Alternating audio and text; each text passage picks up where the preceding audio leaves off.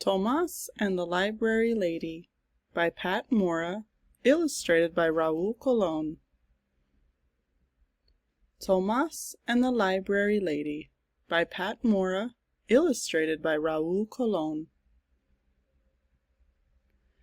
It was midnight. The light of the full moon followed the tired old car.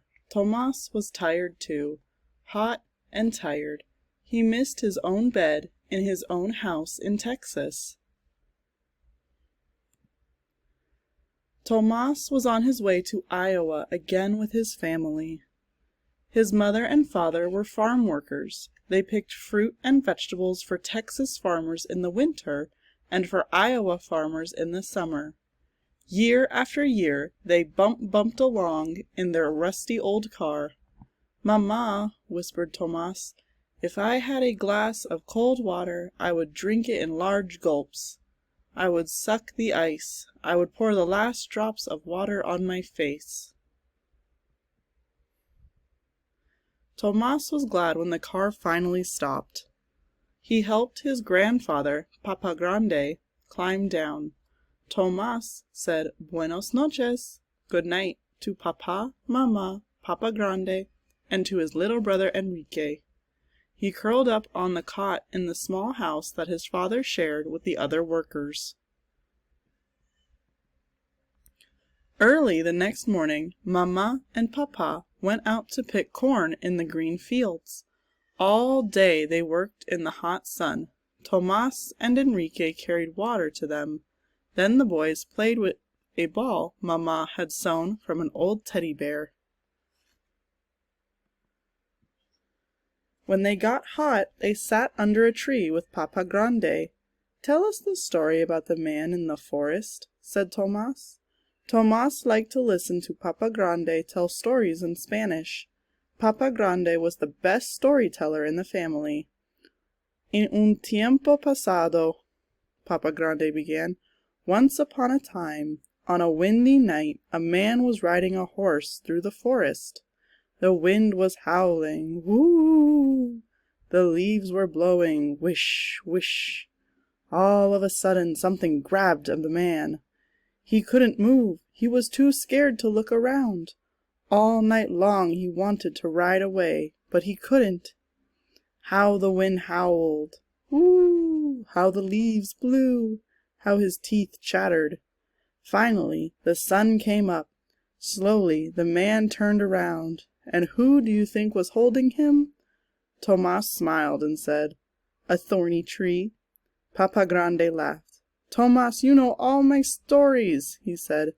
"There are many more in the library. You are big enough to go by yourself. Then you can teach us new stories." The next morning, Tómas walked downtown. He looked at the big library. Its tall windows were like glaring eyes at him. Tómas walked around and around the big building.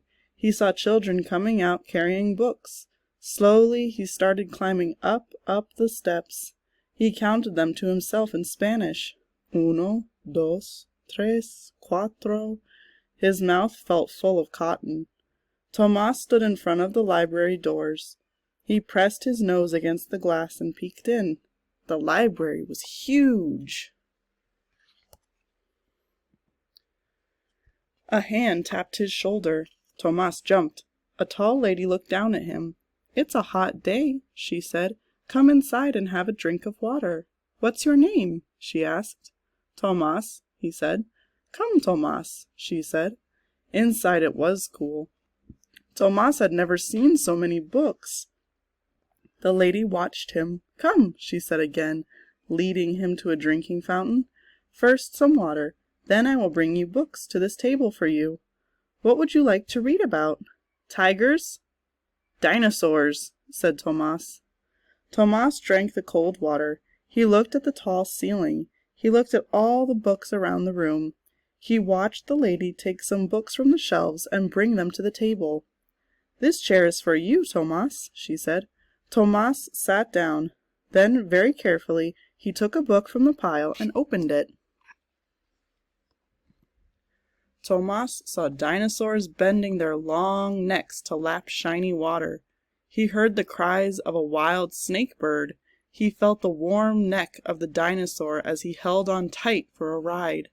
Tomas forgot about the library lady. He forgot about Iowa and Texas. "Tomas, Tomas," said the library lady softly. Tomas looked around. The library was empty. The sun was setting. The library lady looked at Tomas for a long time. She said, "Tomas, would you like to borrow 2 library books? I will check them out in my name." Tomas walked out of the library carrying his books. He ran home, eager to show the new stories to his family. Papa Grande looked at the library books. "Read to me," he said to Tomas. First Tomas showed him the pictures. He pointed to the tiger. "Que tigre tan grande!" Tomas said first in Spanish, and then in English. "What a big tiger!" "Read to me in English," said Papa Grande. Tomas read about tigers' eyes shining brightly in the jungle at night. He roared like a huge tiger. Papa, Mama, and Enrique laughed. They came and sat near him to hear his story. Some days Tomas went with his parents to the town dump. They looked for pieces of iron to sell.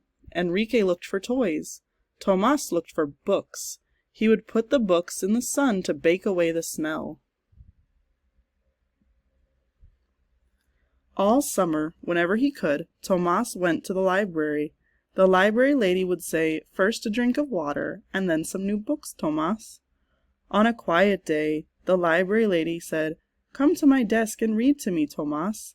Then she would say, "Please teach me some new words in Spanish." Tomas would smile. He liked being the teacher. The library lady pointed to a book. "Book is libro," said Tomas.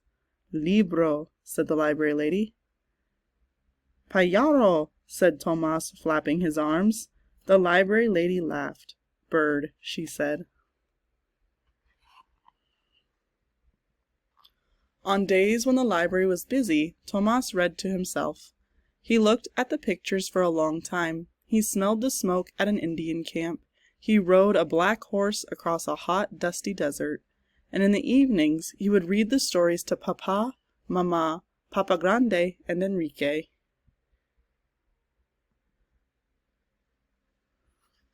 One August afternoon, Tomas brought Papa Grande to the library. The library lady said, "Buenos tardes, señor." Tomas smiled. He had taught the library lady how to say, "Good afternoon, sir," in Spanish. "Buenos tardes, señora," Papa Grande replied. Softly, Tomas said, "I have a sad word to teach you today. The word is adios. It means goodbye." Tomas was going back to Texas.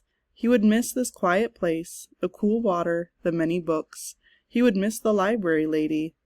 "My mother sent this to thank you," said Tomas, handing her a small package. "Es pan dulce," sweetbread. "My mother bakes the best pan dulce in Texas." The library lady said, "How nice, how very nice. Gracias, Tomas. Thank you." She gave Tomas a big hug. That night, bumping along again in the tired old car, Tomas held a shiny new book, a present from the library lady. Papa Grande smiled and said, "More stories for the new storyteller." Tomas closed his eyes. He saw the dinosaurs drinking cool water long ago. He heard the cry of the wild snake bird. He felt the warm neck of the dinosaur as he held on tight for a bumpy ride. A note about the story. Tómas Rivera was born in Crystal City, Texas in 1935. A migrant worker who valued education, Tómas Rivera became a writer, a professor, a university administrator, and a national education leader. When Dr. Rivera died in 1984, he was the chancellor of the University of California at Riverside. The campus library now bears the name of the boy who was encouraged to read by a librarian in Iowa.